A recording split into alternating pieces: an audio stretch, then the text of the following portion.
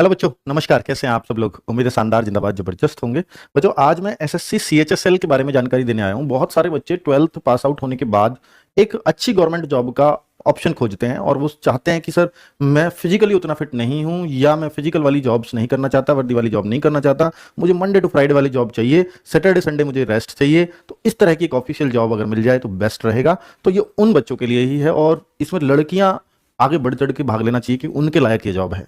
तो भाई, क्या होता है, कैसी पोस्ट है, कौन कौन सी पोस्ट मिलती है, उन पे सैलरी क्या क्या बन जाती है, क्या काम करना होता है, वो सारी जानकारी मैं इसमें दूंगा। और कहाँ आपकी जॉब लोकेशंस हो सकती हैं और आप प्रमोशन से कहाँ तक इसमें पहुंच सकते हो। क्योंकि इसकी जानकारी मैं बहुत अच्छे से इसलिए दे सकता हूं क्योंकि मैंने 10 साल मिनिस्ट्रीज में काम किया है और सीएचएसएल वाले बच्चों से लगातार पता है कि भाई मुलाकात भी रही है और उनको आगे बढ़ते हुए देखा भी है। ठीक है, ये जानकारी बहुत अच्छे से आप तक पहुंचेगी। तो बच्चे, इसमें बताऊं तो एसएससी सीएचएसएल का फुल फॉर्म जैसे आपको मालूम ही है, कंबाइंड हायर सेकेंडरी लेवल। ये इसका, और हायर सेकेंडरी का मतलब है 10+2, यानी हर वो बच्चा जिसने 12th पास आउट की है वो इस फॉर्म को भर पाएगा। चाहे आपके कितने भी मिनिमम परसेंटेज हो, बस पास हो। चाहे आपने आर्ट साइड से की हो, साइंस साइड से की हो, पीसीबी से, पीसीएम से, इसका कोई फर्क नहीं पड़ता। चाहे आपने कॉमर्स साइड से की हो, तो वो कोई फर्क ही नहीं है स्ट्रीम का। अब बात करूं कि भाई पोस्ट इसमें कौन कौन सी होती हैं और क्या उन पोस्ट का नाम होता है, तो बच्चे जैसे डाटा एंट्री ऑपरेटर, इसको बोलते हैं डीईओ शॉर्ट में। जब एसएससी में जब ये 10+2 में पोस्ट आती हैं तो किस नाम से आती हैं, तो वो देखिए डाटा एंट्री ऑपरेटर। हालांकि मिनिस्ट्री में जाकर के इनका नाम अलग अलग बदल सकता है, लेकिन एसएससी जो भर्ती करती है वो इस नाम से करती है। और एक और बात बता दूं, जो एसएससी की वर्ड लगता है, एसएससी जितनी भी भर्तियां करती है वो किसी स्टेट के लिए नहीं करती, ये सेंट्रल की जॉब है, यानी सीधे सीधे गवर्नमेंट ऑफ इंडिया के अंडर आप आते हैं अगर इस एसएससी से लगते हैं तो। ठीक है, तो क्लियरली, तो मतलब हर कोई ये चाहता है कि स्टेट जॉब से बेहतर मुझे कुछ मिले, तो वो फिर सेंट्रल जॉब को ही हमेशा बेहतर माना गया है स्टेट्स के मुकाबले, क्योंकि जितने भी बेनिफिट है वो सेंट्रल को ही ज्यादा मिलते हैं और पहले मिलते हैं। ठीक है, स्टेट्स उसके बाद लागू कर रहे होते हैं। तो डाटा एंट्री ऑपरेटर डीईओ और data entry operator DO grade A, एक जॉब इसमें आती है ग्रेड ए के नाम से। ठीक है, एक होता है लोअर डिवीजन क्लर्क, एलडीसी नाम से जॉब आती है, और एक आती है इसमें ही जेएस से नाम से, जूनियर सेक्रेटरीट असिस्टेंट। ये अभी 2017-18 से ये चेंज आया है, वरना इन्हीं को एलडीसी भी बोलते थे। जेएस से भी एलडीसी है, अब एलडीसी को जेएस से कहने लगे हैं बहुत सारी मिनिस्ट्री में, और जो पहले एलडीसी से अगला प्रमोशन यूडीसी होता है, यूडीसी को एसएस से कहने लगे हैं, सीनियर सेक्रेटरीट असिस्टेंट, एसएस से। ठीक है, क्योंकि अब मिनिस्ट्रीज में आपको ये शब्द बहुत कम, एक आध मिनिस्ट्री में ही नाम सुनने को मिलेगा, वरना आप जेएस से ही सुनने को मिलेगा। चलिए, ये भी क्लियर। और ये हर साल आता है, मतलब एसएससी का कैलेंडर आ जाता है, जैसे अगले साल 2025 का कैलेंडर 2024 में दिसंबर में आ जाएगा कि कब कैसे फॉर्म आने हैं और कब एग्जाम इसका होगा और कब आपकी ज्वाइनिंग करीब हो जाती है, तो वो एक आइडिया इससे लग जाता है। तो हर साल ये फॉर्म आते हैं, तो ये भी क्लियर होना चाहिए कि ऐसा नहीं है कि एक आध बार कोई वैकेंसी आ गई तो आप अपना टारगेटेड रख सकते हैं कि भाई 12th के बाद चलो मैं इस बार 2024 में पास आउट हुआ हूं, तो मैं अगर नहीं लग पाया तो 2025 वाली टारगेट कर सकता हूं। ठीक है, चलो, तो 18 से 27 साल एज होती है, तो एज क्राइटेरिया का जरूर ध्यान रखना है। जनरल और ईडब्ल्यूएस के लिए एज होती है, ओबीसी के लिए 30 साल हो जाती है, एससी एसटी के लिए 18 से 32 साल हो जाती है। ठीक है, तो ये डाउट भी क्लियर।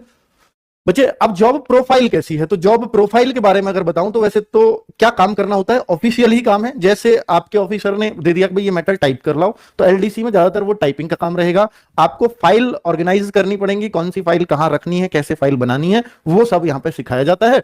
मेनली है डॉक्यूमेंटेशन को आप व्यवस्थित तरीके से रखें। ये एलडीसी, जेएसए या डीईओ लगभग सेम काम होता है। डीईओ का बस ये बता देते हैं कि केवल मैटर टाइप करना काम नहीं होता, डेटा की एंट्री भी कुछ दी जा सकती है, किस डेटा को एंटर करो। तो वो डेटा एंट्री या एलडीसी में बहुत ज्यादा आपको, जब मिनिस्ट्री के अंदर चले जाते हैं तो बहुत ज्यादा कामों में अंतर दिखाई नहीं देगा।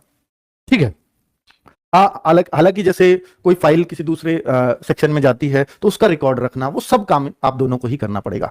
ठीक है, अब एसएससी सीएचएसएल पोस्ट की सैलरीज कितनी बनती हैं, नाम अलग अलग है तो जाहिर सी बात है कि सैलरी भी अलग अलग होंगी। जैसे मैंने आपको बताया कि एलडीसी और जेएसए सेम ग्रेड होता है, बिल्कुल तो वही है। हालांकि ये जो तो पोस्ट है, पुराना स्क्रीनशॉट है, पोस्टल असिस्टेंट और सॉर्टिंग असिस्टेंट, अब ये 10+2 में नहीं है, सीरियल में चले गए हैं। ठीक है, ये दोनों, तो ये इनको काट दीजिए। अब यही पोस्ट बची हैं। तो डाटा एंट्री ऑपरेटर एलडीसी, जबकि ये लेवल 2 पे ही आता है, ये लेवल 2 के अंडर आते हैं, ये भी लेवल 2 की जॉब है। ठीक है, ये लेवल 4 डाटा एंट्री ऑपरेटर और लेवल 5 भी एक डाटा एंट्री ऑपरेटर, यानी डाटा एंट्री ऑपरेटर में लेवल 4 की भी जॉब मिलेगी आपको, लेवल 5 की मिलेगी, और डीईओ ग्रेड ए ये आपका लेवल 4 के अंडर ही मिलेगा। क्लियर। तो इसमें सैलरी अगर मैं बोलूं तो अलग अलग शहरों में अलग अलग सैलरी बन सकती है। जो बड़े शहर हैं वहां पर एचआरए थोड़ा हाउस रेंट वगैरह ज्यादा मिलता है, तो उन शहरों में अगर मैं एलडीसी की बात करूं तो 35 टू 40 के बीच में आपकी सैलरी बनेगी। और जो थोड़े से लो क्लास शहर हैं उनमें ये सैलरी जरूर वेरी कर सकती है, 2-3 हजार रुपए कम बन सकती है।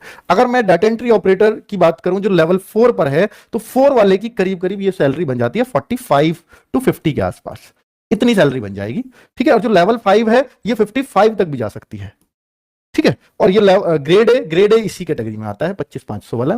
ठीक है। ये बेसिक पे लिखी हुई है, ये जो है शुरुआत यहीं से होगी, फिर इस पे डीए होता है 50%, फिर एचआरए होता है, बहुत सारे अलाउंसेस मिलकर के ये सैलरी, पहली सैलरी बता रहा हूं, इतनी बन जाती है। ठीक है। तो भाई वही बात बस यहां पर लिखी हुई है, जितने भी पे लेवल है मैंने आपको बता दिया, लेवल 2, लेवल 4, लेवल 5 की जॉब इसके अंदर मिलती है। क्लियर। और उनका नाम भी मैं आपको ऑलरेडी बता चुका हूं।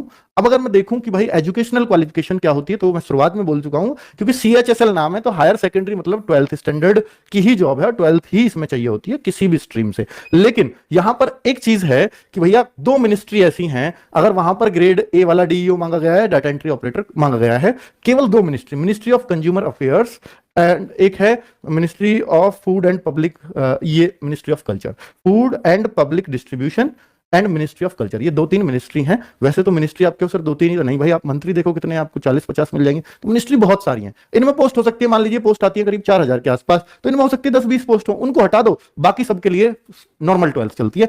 इनमें जो 12th मांगी गई है उसमें इन्होंने बोल दिया कि science stream and with mathematics, इन इसके लिए सिर्फ, ये नहीं है कि ग्रेड ए पे सारे पे हो जाएगा मैथमेटिक्स, नहीं, सिर्फ ग्रेड ए की वैकेंसी जो इन मिनिस्ट्रीज में है, यानी आपको ये मिनिस्ट्री नहीं मिलेंगी अगर आप 12th पीसीएम से नहीं है तो, बस इतना सा मैटर है इस बात का, इसका और ज्यादा अर्थ है नहीं, यानी आप उस चंद पोस्ट के लिए एलिजिबल नहीं रह पाओगे। ठीक है। जो उनमें उन मिनिस्ट्रीज में निकली होंगी। अब मिनिस्ट्री मान लीजिए 50-60 हैं, तो किसी में 20 आई है, किसी में 30 आई है, किसी में 40 आई, तो इनमें 20-20, 30 ऐसे मिला के 50 एक पोस्ट के लिए आप एलिजिबल नहीं होगे 4,000 में, तो कोई बहुत बड़ी बात नहीं है।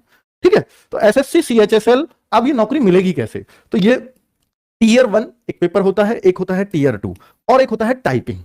ठीक है। अब वो टाइपिंग जो है क्या सबको करनी अनिवार्य होती है, जी मैं उसके बारे में भी कंप्लीट डिटेल दूंगा, तो वो सबके लिए जरूरी है, इसमें बिना टाइपिंग के तो आपको जॉब नहीं मिल सकती। थोड़ी भी है, किसी में बहुत कम स्पीड भी है, किसी में थोड़ी फास्ट स्पीड भी है। जैसे टीयर 1 क्वालिफाइंग की मैं बात करता हूं, तो ये क्वालिफाइंग पेपर है जिसमें मैथ, रीजनिंग, जीएस और इंग्लिश आती हैं, और ये आपको मालूम है कि ये 25-25 क्वेश्चन होते हैं, एक क्वेश्चन 2 नंबर का होता है, 100 क्वेश्चन 200 मार्क्स के, और 200 में से जो करीब बच्चा 150-140 लाता है वही टीयर 1 क्वालिफाई करता है। ठीक है।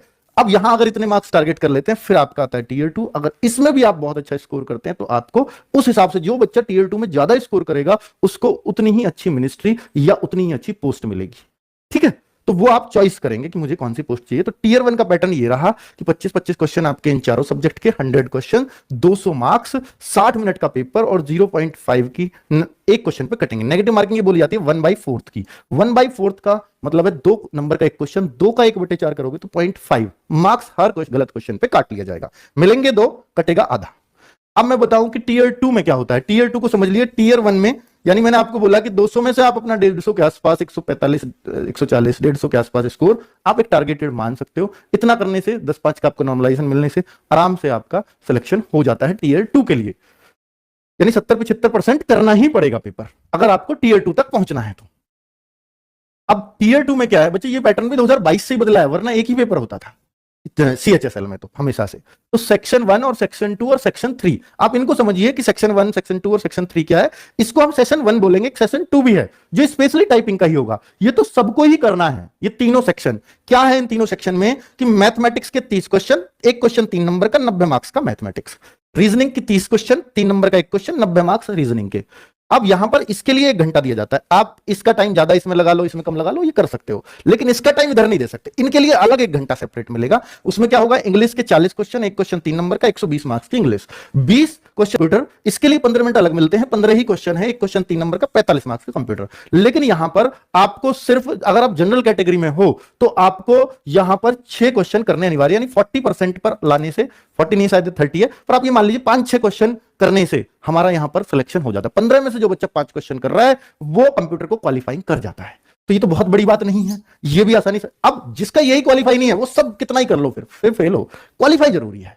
ठीक है। उसकी कंडीशन है 30% आई थिंक जनरल और ईडब्ल्यूएस और ओबीसी के लिए। एससी एसटी नहीं, ओबीसी के लिए कम है, 25% एससी एसटी ओबीसी के लिए, वो और थोड़ा क्लियर करके ही मैं बता पाऊंगा। फिलहाल आप ये मान सकते हो कि अगर आप 15 में से 5 क्वेश्चन कर रहे हो कंप्यूटर, ये तय है उसका हो जाएगा। ठीक है। चाहे आप किसी भी कैटेगरी में। तो 5 बड़ी मुश्किल बात नहीं है। टाइपिंग टेस्ट क्या ये सबको देना है? जी हां, सबको देना है। 2000 की डिप्रेशन हर बच्चे को दबाने होंगे। इनमें 1/3 की नेगेटिव मार्किंग होती है। इसमें नहीं लिखा, इसके लिए गया 1/3 नेगेटिव मार्किंग। ये 2000 की डिप्रेशन होता क्या है आप ये समझिए। टाइपिंग में अगर 2000 की डिप्रेशन है तो ये माना गया है कि जितनी, देखिए स्पेस भी है उसमें, वो भी काउंट होता है, जबकि स्पेस से कोई लेटर नहीं लिख रहे हम, फिर भी वो काउंट होता है। तो आप ये मान लीजिए 5 की डिप्रेशन का एक शब्द माना जाता है। तो आप ये मानिए कि ये 400 आया, तो 400 वर्ड्स आपको दबाने होंगे 15 मिनट।